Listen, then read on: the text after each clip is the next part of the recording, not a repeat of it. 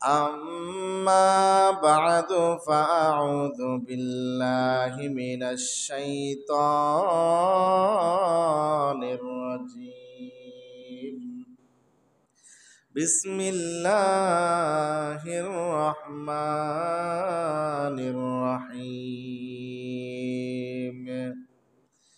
يا أيها الذين آمنوا كتب عليكم الصيام كما كتب على الذين من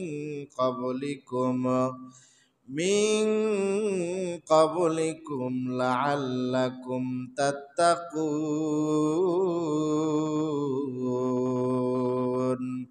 وقال تعالى إنا أنزلناه في ليلة القدر وما أدراك ما ليلة القدر خير من ألف شهر تنزل الملائكة والروح فيها بإذن ربهم من كل أمر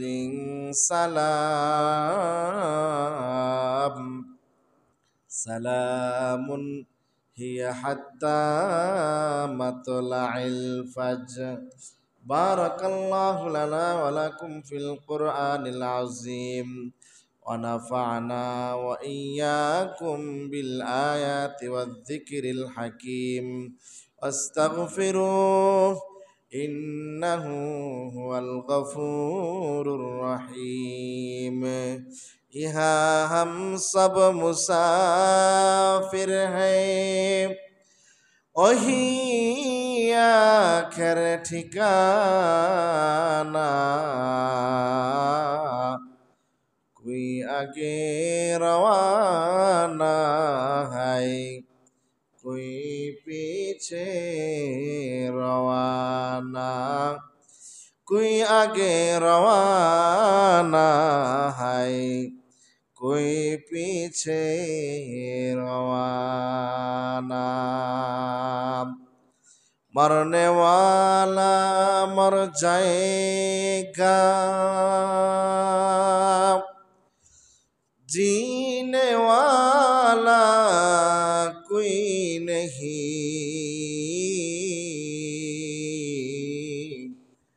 रोने वाला बहुत होगा जाने वाला कोई नहीं ला इलाहा इल्लल्लाह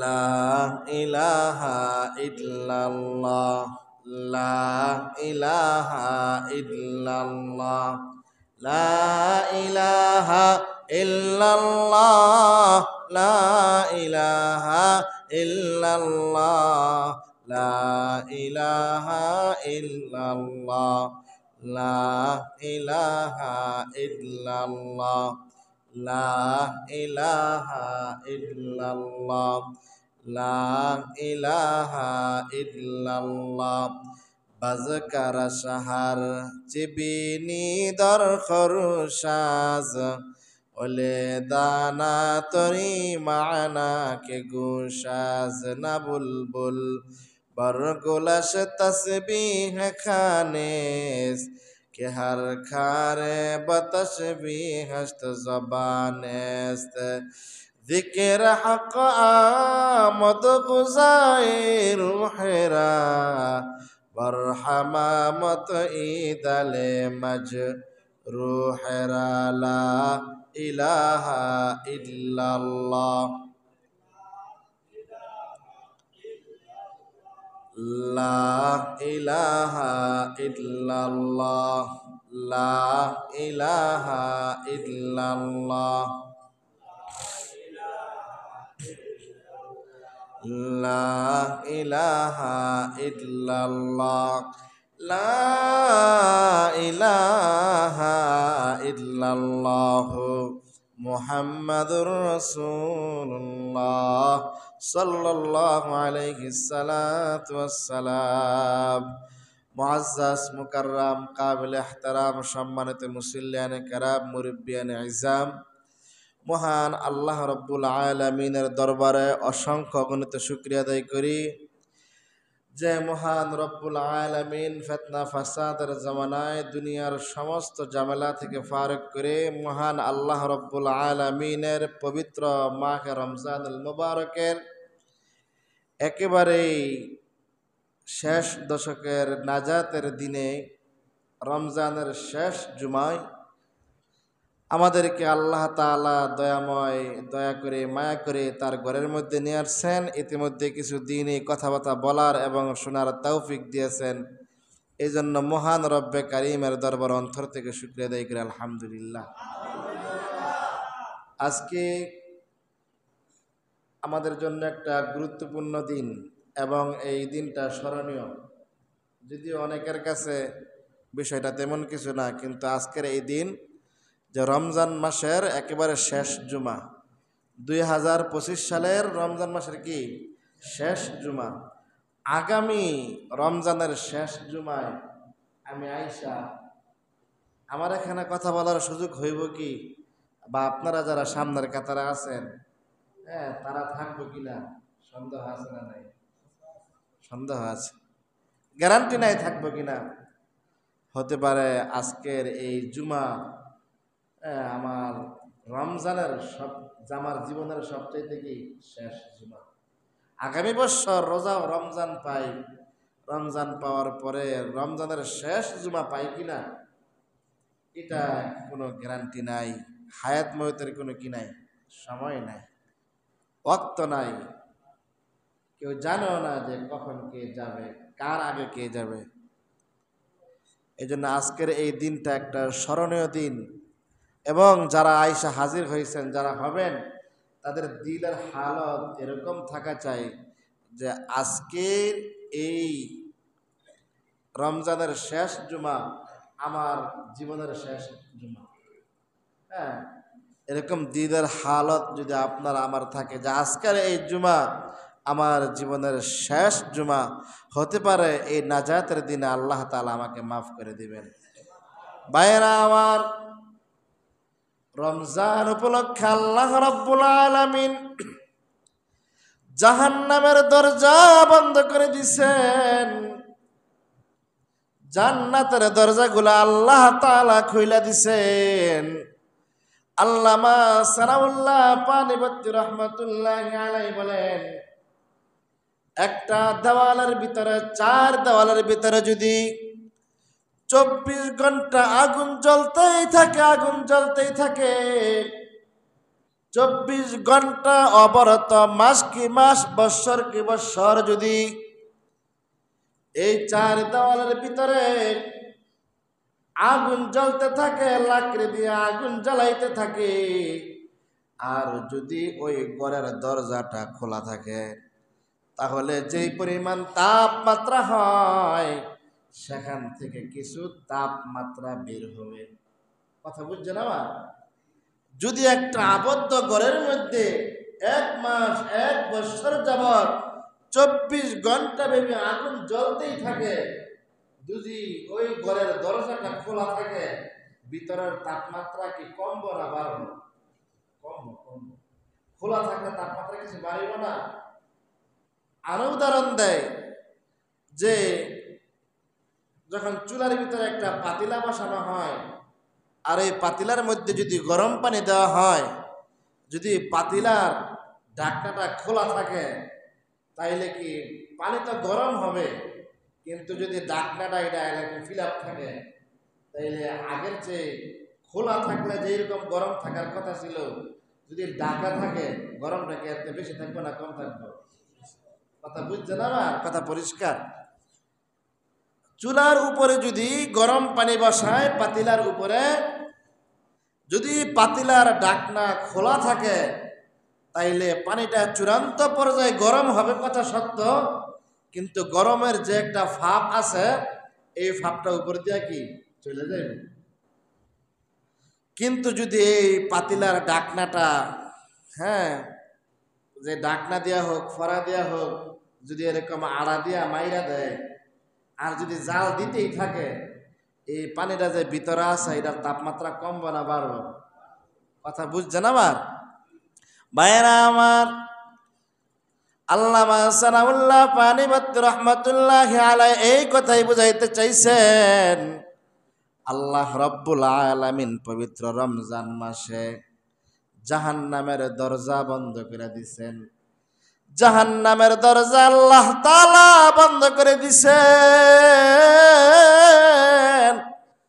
পাতিলার ডাকনা থাকলে যেরকম ভাবে গরমের তাপমাত্রা বেড়ে যায়, জাহান্নামের দরজা লাগিয়ে থাকার কারণেও এক মাসে তাপমাত্রা 1000 গুণ বেড়ে যায়। জাহান্নামের কার্যক্রম তো ভিতরে চলতেছে, কিন্তু দরজা লাগাই দিছে, গেট লাগাই দিছে, এটার তাপমাত্রা এক মাসে আরো 1000 পাওয়ার বেশি হবে। আর আল্লাহ রাব্বুল আলামিন জান্নাতকে দীর্ঘ 1 মাস যাবত সাজাইছেন। জান্নাতকে আল্লাহ রাব্বুল আলামিন প্রতিদিন রাত্রে দিনে হাজার হাজার লক্ষ লক্ষ ফেরেশতাদের মাধ্যমে সাজাইছেন। যারা এই রমজান মাসে রোজা রাখা পরীক্ষায় পাশ করবে, আল্লাহ রাব্বুল আলামিন তাদেরকে ওই জান্নাত, সাজানো জান্নাত দিবেন। আর যারা রোজা রাখিয়া পরীক্ষায় ফেল করছে, তাদেরকে আল্লাহ রাব্বুল আলামিন ওই কঠিন জাহান্নামের অন্তর্ভুক্ত করবেন। জোরে বলেন নাউজুবিল্লাহ। ভাইয়েরা আমার, আল্লাহ রাব্বুল আলামিন পবিত্র কোরআন কারীমের মধ্যে জানায় দেয়, ইয়া আইয়ুহাল্লাযীনা আমানু কুতিবা আলাইকুমুস সিয়াম। দুনিয়ার কোন কাফের, বেঈমান, মুশরিক, ইহুদি, খ্রিস্টান, নাসারাদেরকে আল্লাহ তাআলা বলে নাই, একমাত্র কেবলমাত্র শুধুমাত্র আল্লাহ রাব্বুল আলামিন ঈমানদারদেরকে ডাক দিয়া বললেন, হে ঈমানদারগণ, তোমাদের উপর আমি আল্লাহ তাআলা রোজাকে ফরজ করেছি, সুতরাং তোমরা রোজা রাখবা। আর রোজা রাখার বদৌলতে কি হবে জানো? লাআল্লাকুম তাত্তাকুন, তোমাদের অন্তরের মধ্যে আমি আল্লাহ রাব্বুল আলামিনের ভয় সৃষ্টি হবে। রোজার মাধ্যমে আমার অন্তরের ভিতরে ভয় সৃষ্টি হবে। রোজার মাধ্যমে আমার কলবের মধ্যে তাকওয়া পয়দা হবে। রোজার মাধ্যমে আমি নামাজি হব। এই রোজার মাধ্যমে আমি জিকির করনেওয়ালা হব। রোজার মাধ্যমে আমি রুকু করনেওয়ালা হব। রোজার মাধ্যমে আমি সেজদা করনেওয়ালা হব। রোজার মাধ্যমে আমি আল্লাহ বিরু হব। রোজার মাধ্যমে আমি জাহান্নাম থেকে মুক্তি পাব। রোজার মাধ্যমে আমি জান্নাতের মধ্যে প্রবেশ করব। জোরে বলেন সুবহানাল্লাহ। কিন্তু আমাদের রোজার হালত হলে এমন, কারোর সাথে ঝগড়া লাগলে আমরা অনায়াসে এই কথাটা আমাদের জবান দিয়ে বের হয়, রোজার মাস দেখে কিছু কইলাম না রে, ঠিক না? রোজার মাস দেখে কি কিছু কইলাম না। ইফতারের আগ মুহূর্তে কি কিছু কইলাম না। মুখে রোজা রাখছি, এই জন্য তারা কি করে দিছি, মাফ করে দিছি। যাক, ঈদ আয়ালো, ঈদের পরে তারা সমানে কি বুঝা মনে। আমাদের দিলের হালত কি এমন থাকে। অথচ এই রমজান মাসে আল্লাহ রাব্বুল আলামিনের কাছে হাজার হাজার লক্ষ লক্ষ অপরাধী করার কারণে আল্লাহ রাব্বুল আলামিন তাদেরকে মাফ করে দেয়। কিন্তু মানুষ নামক সাধারণ একটা জানোয়ার, আমরা সাধারণ একটা প্রাণী, সাধারণ একটা প্রাণ আল্লাহ তাআলা আমাদেরকে দিয়েছেন। কিন্তু আমরা একে অপরের প্রতি রমজান মাসে যদি জিত না মজাইতে পারি, ঈদের পরের জন্য আমরা এটা আলাদা রাইখা দিই। যারে বলে সে হিসাব কিতাব করে চলে। এই জন্য মুহতারাম হাজরিন, রমজান মাস রহমতের মাস, নাজাতের মাস, মুক্তির মাস। এই মাসে আল্লাহ রাব্বুল আলামিন বান্দাদেরকে মাফ করতে বেশি ভালোবাসেন। আল্লাহ তাআলা এই মাসে বান্দাদেরকে মাফ করতে বেশি ভালোবাসেন। আল্লাহ তাআলা এই জন্যই তো জাহান্নামের দরজা বন্ধ করে দিয়েছেন আর জান্নাতকে সাজাইছেন। এই জন্য এই রমজান মাস এটা আমাদের জন্য অত্যন্ত একটা নিয়ামতের মাস ছিল, গুরুত্বপূর্ণ মাস ছিল। আমরা বুঝিও নাই, বুঝা সেই অনুযায়ী রমজানের হক আদায় করতে পারি নাই। ভাইয়েরা আমার, আল্লাহ রাব্বুল আলামিন এই রমজানের ব্যাপারে বলেন, রমজান মাস আমি আল্লাহ রাব্বুল আলামিনের মাস। জোরে বলেন সুবহানাল্লাহ। রমজান মাস আমি আল্লাহর মাস। আর এই রমজান মাসে যারা রোজা রাখবে তাদেরকে আমি আল্লাহ রাব্বুল আলামিনের বন্ধু বানায় নেই। অন্যত্র হাদিসের কুদসির মধ্যে আছে, আল্লাহ রাব্বুল আলামিন হাজার হাজার ফেরেশতাদের সামনে যারা রোজাদার তাদের ব্যাপারে বলবে, as-sawmu li wa ana ajzi bihi, এই রোজা হলো আমার আর আমি আল্লাহ নিজেই রোজাদারের পুরস্কার। জোরে বলেন সুবহানাল্লাহ। ভাইয়েরা আমার, এই রমজানের পরিপূর্ণ হক আদায় করতে হবে। রমজানের পরিপূর্ণ হক যদি আমরা আদায় করতে পারি, আল্লাহর হাবিব জানায় দেয় ঈদের দিন সুবে সাদেকের সময় হইতে নিয়া ঈদের নামাজ পড়তে যাব। ঈদের নামাজ পড়ে আমরা বাড়িতে আসার আগে আল্লাহ রাব্বুল আলামিন প্রত্যেক বান্দার চিরতরের গুনাহ মাফ করে দেয়। জোরে বলেন সুবহানাল্লাহ। ফেরেশতারা ডাক দিয়া বলেন, আল্লাহ, আপনার এই বান্দাগুলা দীর্ঘ 1 মাস পর্যন্ত রোজা রাখলো।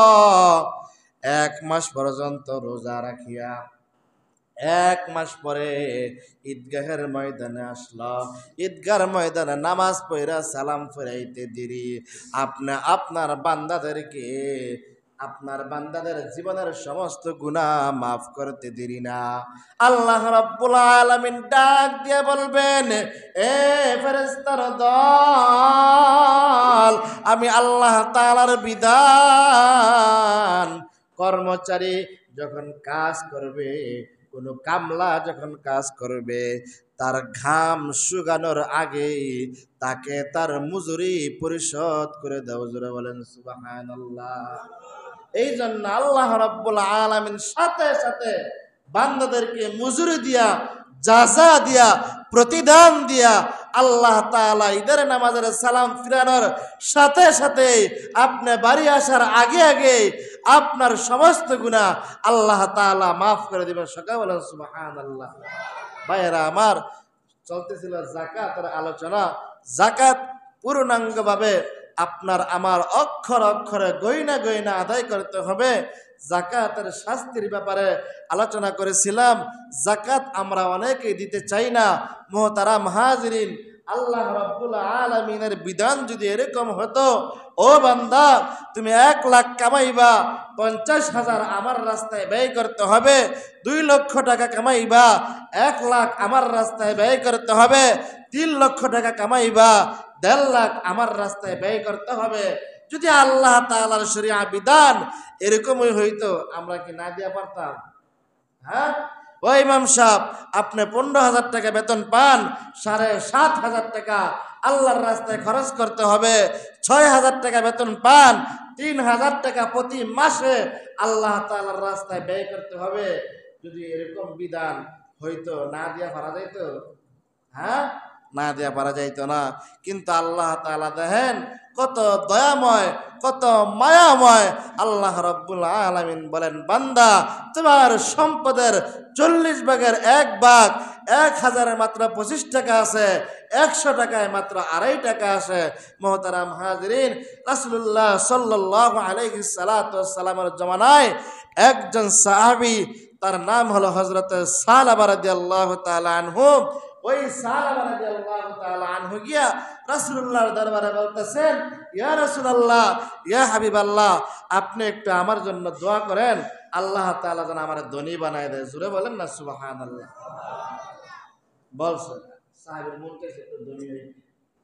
তৎকালীন সময়ে তো এরকম মেল ফ্যাক্টরি ছিল না, তৎকালীন সময়ে এরকম কাগজের টাকাও ছিল না, দেনার দেরহাম ছিল।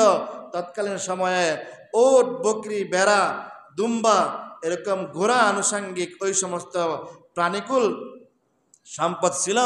আল্লাহর রাসূল ওই সাহাবীর জবান থেকে এই কথা শুই না মুখটা বাম দিকে ফিরাই নিছেন। সাহাবী আমার বাম দিকে গিয়া বলে, ইয়া রাসূলুল্লাহ, আপনি একটু দোয়া করেন আমাকে যেন আল্লাহ তাআলা ধনী বানাই দেয়। রাসূলুল্লাহ আবার মুখটা ফিরাই নিছেন, আবার এপারে আইসা বলতেছে, ইয়া রাসূলুল্লাহ, আপনি একটু দোয়া করেন না আমার যেন আল্লাহ বড়লোক বানাই দেয়। আমি যদি বড়লোক হই আপনার সমস্যা আছে? আপনার সমস্যা না, আপনি একটু দোয়া করেন না। আল্লাহ রাসূল সাল্লাল্লাহু আলাইহি সালাম আক্ষেপের সাথে ওই সালাবার দিকে তাকায় রইল। সালাবা, তোমার প্রতি কি দুনিয়া ঢুকে গেছে? তোমার প্রতি কি দুনিয়া ঢুকে গেছে? সাহাবী বুঝতে পারে নাই রাসূলুল্লাহর দিলের তামান্না, রাসূলুল্লাহর দিলের মন, দিলের কথা বুঝতে পারে নাই। ওই সাহাবী চতুর্থবার ডাক দিয়া বলেন, ইয়া রাসূলুল্লাহ, ইয়া হাবিবাল্লাহ, আপনি একটু আমার জন্য দোয়া করেন আল্লাহ তাআলা যেন আমাকে ধনী বানায় দেয়। রাসূল যদি দোয়া করে, দোয়া কি মিস হওয়ার কথা? নবী যদি দোয়া করে, দোয়া কি মিস হওয়ার কথা? দোয়া মিস হওয়ার কথা না। রাসূলুল্লাহ তার মাথার মধ্যে হাত বুলাই দিলেন আর বললেন, যাও যাও, আল্লাহ তাআলা তোমাকে ধনী বানাই দিবেন। জোরে বলেন আল্লাহু আকবার। এটা রাসূলুল্লাহর একটা মুআজিজা ছিল। ওই সাহাবী বাজার থেকে একটা উটনি কিনছে। ওই সাহাবীর বাড়ি হলো মসজিদে নববীর একেবারেই কাছে, মসজিদে নববীর একেবারেই কাছে। ওই সাহাবী 5 ওয়াক্ত নামাজ জামাতের সাথে আদায় করত। মাঝে মাঝে মসজিদে আইসা তাহাজ্জুদ নামাজ পড়ত, মাঝে মাঝে আওয়াবিন পড়ত, ইশরাক পত্র তালিমের মধ্যে বসত। বিশ্বনবীর সাথে অনেক সময় দিত নামাজের আগে পরে। আমাদের কিছু মুসল্লি ভাই নামাজের আগে পরে ইমাম সাহেবের সাথে একটু সময় দেয়। মুহতারাম হাজরিন, ওই সাহাবী যখন উটনি বাজার থেকে ক্রয় করলো, ক্রয় করার পরে কয়েক মাসের ব্যবধানেই ওই উটনি বাচ্চা দিল, আরেকটা উটনি কিনলো, আবার বাচ্চা দিল। 2টা উটনি থেকে মোটামুটি 10 থেকে 15টা উটের মালিক হয়ে গেছে। জোরে বলেন আল্লাহু আকবার। এখন মসজিদে নববী কি এটা গ্রামে না শহরে? শহরে, শহরে, মদিনার শহরে মসজিদে নববী। কি আছে স্যার? ঠিক আছে, মদিনার শহরে মসজিদে নববী। আচ্ছা বলেন তো, যদি 15টা উট হয়, এই উটগুলা নিয়ে কি গুলশানের মতো জায়গায় থাকার কোনো সিস্টেম আছে?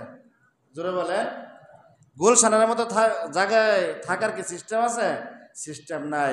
কিছুদিন পরে উট তো আল্লাহর রাসূল তো দোয়া করছেন, তো বরকত হয়েছে। বরকত হইতে হইতে উট হয়েছে 50 থেকে 60টা। এখন কি আর গুলশান থাকতে পারবো? জোরে বলেন, আমার কথা মনে হয় বুঝেন নাই। আরে আমার একটু কথার সাথে একটু সাড়া দিবেন, তাইলে আমার কথা বলতে কি হয়, সহজ হয়। বুঝেন নাই মনে হয় আমার কথা? তাইলে 50-60টা উট নিয়ে কি গুলশানের মতো জায়গায় থাকা সম্ভব? সম্ভব না। এই জন্য উনি চলে আইছে কাশপুর। কই কাশপুর একটু মাঠটাট আছে, সেখানে চলে আইছে। আচ্ছা বলেন তো, কাশপুর যে উনি আসলো, কাশপুর থেকে গিয়া কি সেই গুলশান আজাদ মসজিদে প্রতিদিন 5 ওয়াক্ত নামাজ পড়া সম্ভব? জোরে বলেন, সম্ভব না।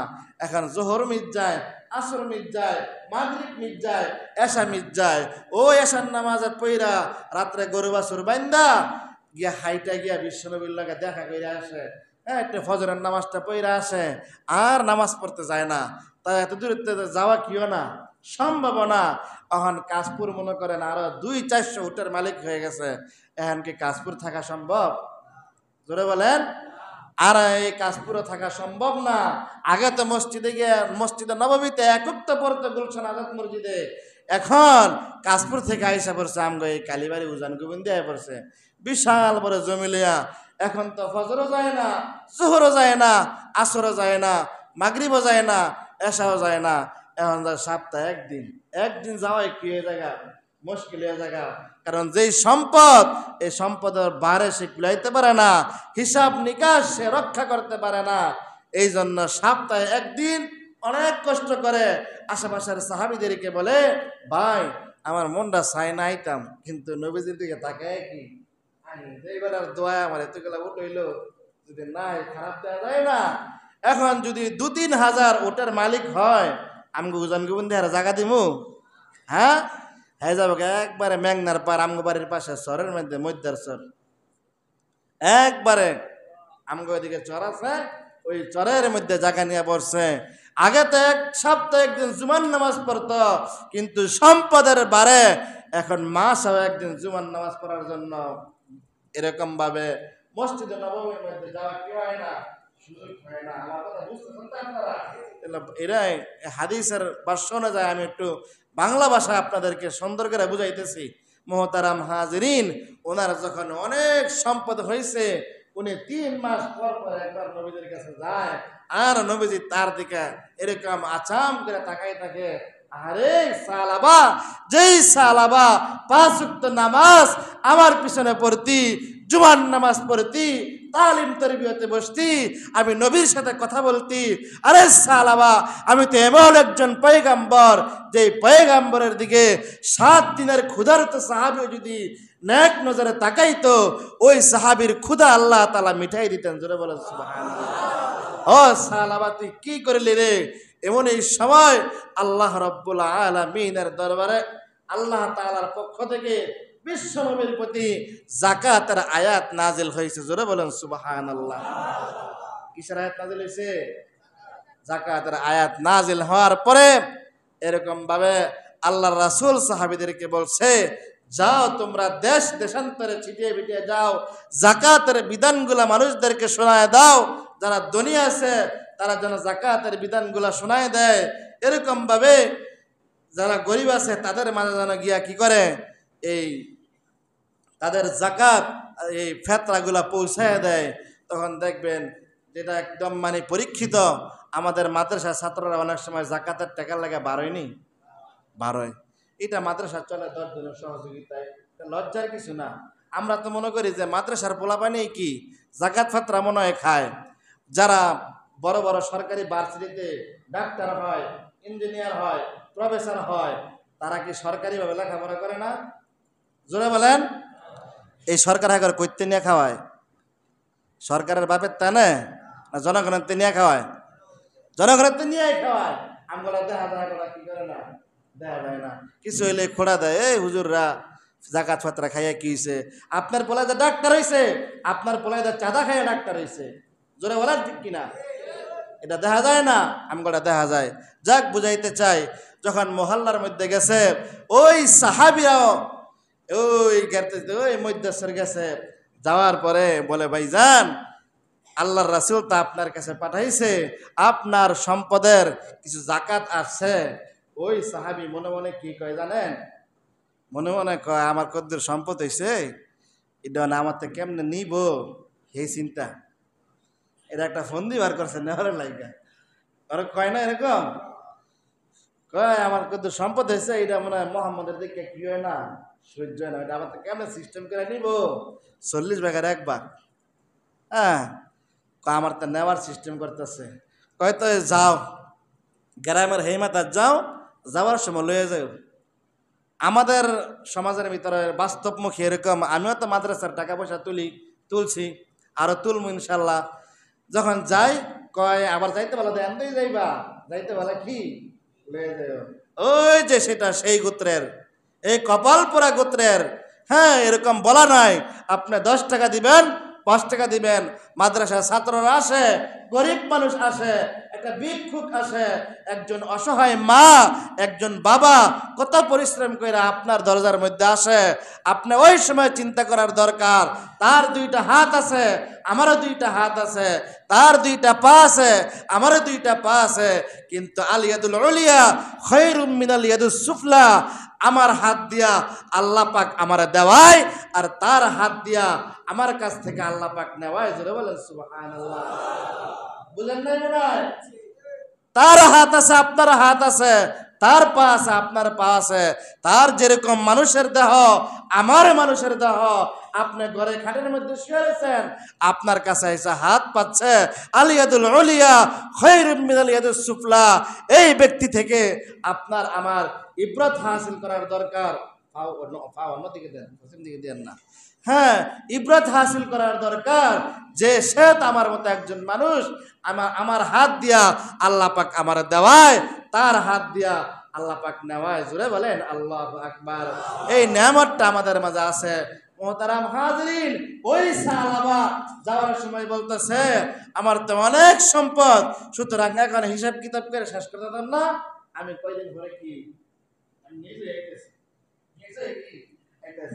কোন এত ব্যবসা বাণিজ্য থুইয়া কি যাওয়া সম্ভব? এই গুলশান যাওয়া সম্ভব না। জাকাতের মৌসুম শেষ, রমজান অতিবাহিত হয়ে গেছে, রোজার 1 মাস পরে গিয়া বিশ্বনবীর সাথে সাক্ষাৎ করছে। বিশ্বনবী তার দিকে তাকায় না। জোরে বলেন নাউজুবিল্লাহ। ইয়া রাসূলুল্লাহ, ইয়া হাবিবাল্লাহ, আপনি আমার দিকে না তাকানোর কারণ কি? আল্লাহর পয়গম্বর জানায় দেয়, ও সালাবা, তোমার দিকে না তাকানোর কারণ আমার রবের নির্দেশ। জোরে বলেন নাউজুবিল্লাহ। তোমার দিকে না তাকানোর কারণ হলো আমার রবের নির্দেশ। সুতরাং তুমি যে যাকাতকে অবহেলা করলা, তুমি যে যাকাতকে তোমার কথার মাধ্যমে, তোমার ব্যবহারের মাধ্যমে অস্বীকৃতি পেশ করলা, আল্লাহ রাব্বুল আলামিন আমাকে হুকুম করেছেন যাতে আমি তোমার সাথে কোনো কথা না বলি যতক্ষণ পর্যন্ত আল্লাহ রাব্বুল আলামিন ফের অনুমতি না দেয়। জোরে বলেন না আল্লাহু আকবার। ভাইয়েরা আমার, হযরত সালাবা রাদিয়াল্লাহু তাআলা আনহু কিন্তু এই কথা বলেন নাই যে বিশ্ব নবীর এই কায়দা, এই নিয়ম কানুন আমি মানি না। বলছে আমার অনেক সম্পদ, হিসাব নিকাশ করতে আমার একটু সময় লাগবে, আমি নবীজির কাছে নিয়ে আসতেছি। এই শুরুতে এই কথা বলছে। আল্লাহ রাব্বুল আলামিন এই শুরুতে কি হয়ে গেছে? নারাজ হয়ে গেছেন। এমনকি পয়গম্বরকে বলছেন, ও পয়গম্বর, ওই ব্যক্তির সাথে আপনার কোনো কথা লেনদেন চলবে না যতক্ষণ পর্যন্ত আমি আল্লাহ ফের অনুমতি না দেই। ওই সাহাবার সম্পদ ধ্বংস হইতে লাগলো। সাহাবা বুঝতে পারলো, আহারে আমার কপালের মধ্যে দোষ নেমে গেছে। ওই সাহাবা এই রোগযুক্ত, এরকম ভাবে ভাইরাস যুক্ত এই প্রাণীগুলা বিক্রি করে দিয়ে সমস্ত সম্পদের অর্থ টাকা পয়সা নিয়ে মসজিদে নববীর মধ্যে হাজির হয়েছে। আর বলে, ইয়া রাসূলুল্লাহ, ইয়া হাবিবাল্লাহ, আমি আর সম্পদের মালিক হতে চাই না, আমি আর সম্পদের মালিক হতে চাই না, আমি আর ধনী থাকতে চাই না।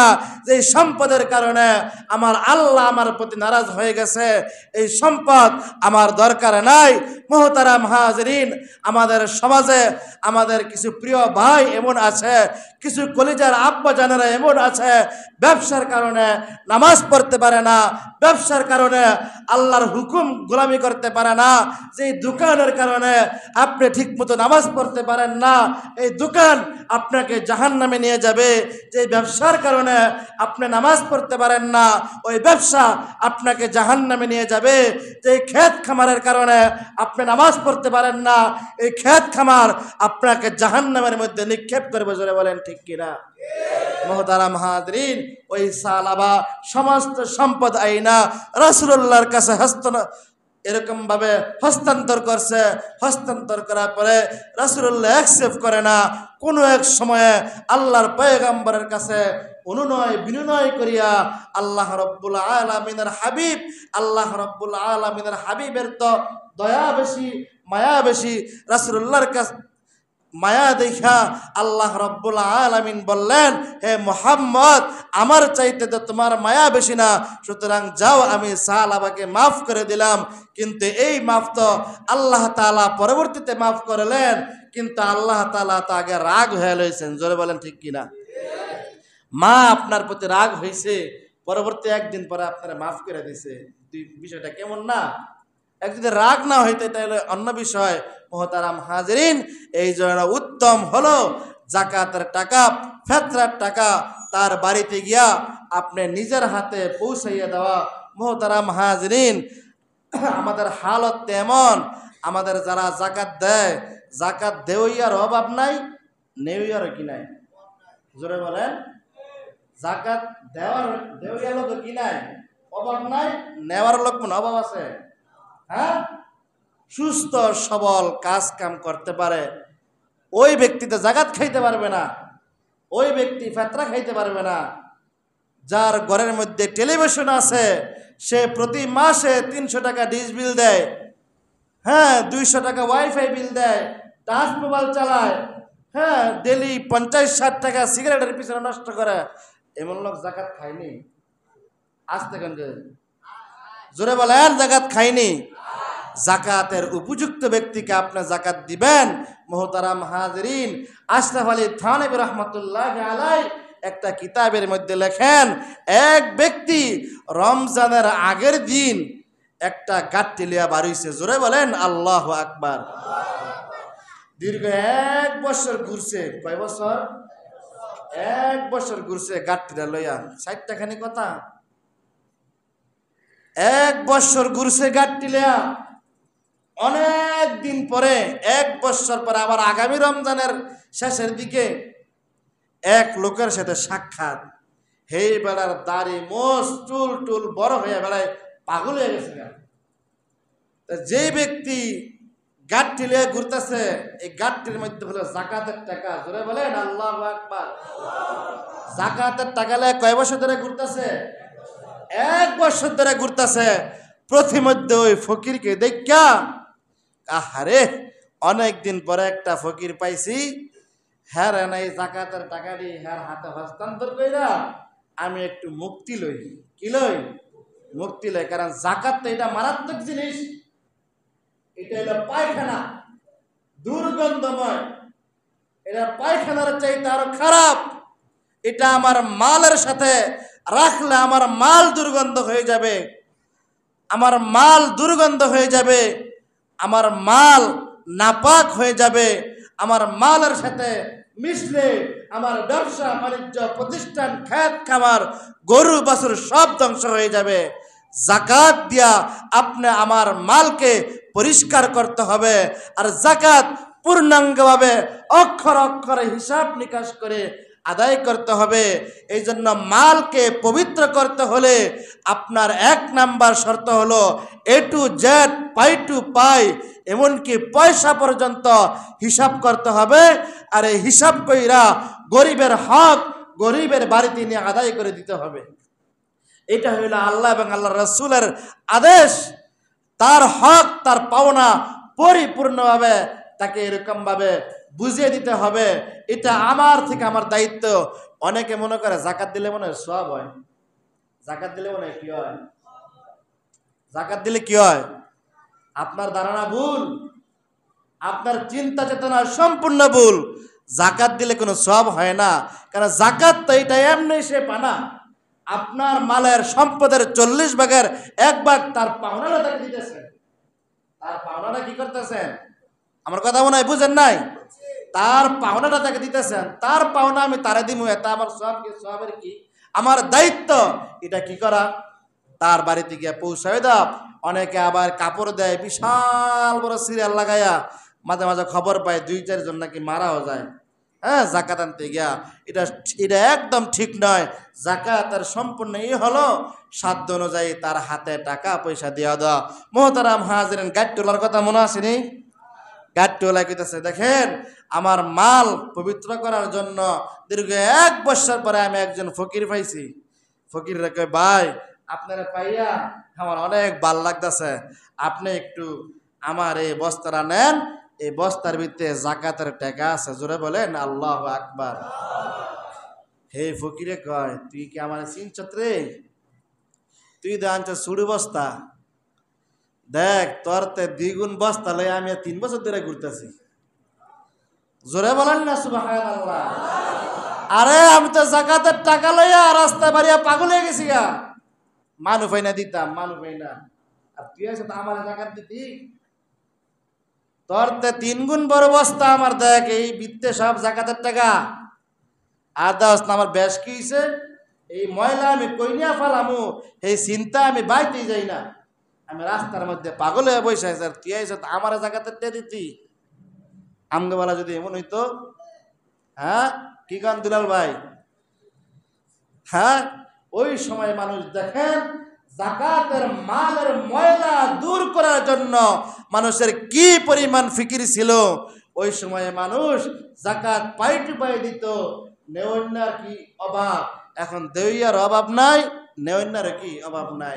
গত বছর 500 টাকা দিছে, এবছরকে 100 টাকা দিয়ে মুখে যা করেন তাড়াতাড়ি দেয়, 100ই দেয়, না নিলে কি লস, না নিলে কি। আরে ভাই আমি তো ময়লা খাইতেছি, আমি কি খাইতেছি, ময়লা খাইতেছি। আল্লাহ তাআলা, আমার ওয়াজ বুঝছেন আপনারা? হ্যাঁ, আল্লাহ তাআলা আমাদের সকলকে বুঝা শুইনা পরিপূর্ণ রমজানের হক আদায় করার তৌফিক দান করুক, মালের যাকাত আদায় করার তৌফিক দান করুক, ফিতরা আদায় করার তৌফিক দান করুক। আল্লাহ তাআলা যেন এই রমজান মাসকে কেন্দ্র করে আমাদের দুনিয়ার সমস্ত বালা মুসিবত থেকে হেফাজত করেন। যারা অসুস্থ আছে তাদেরকে যেন আল্লাহ তাআলা শিফায়ে আজলা কামিলা দান করে।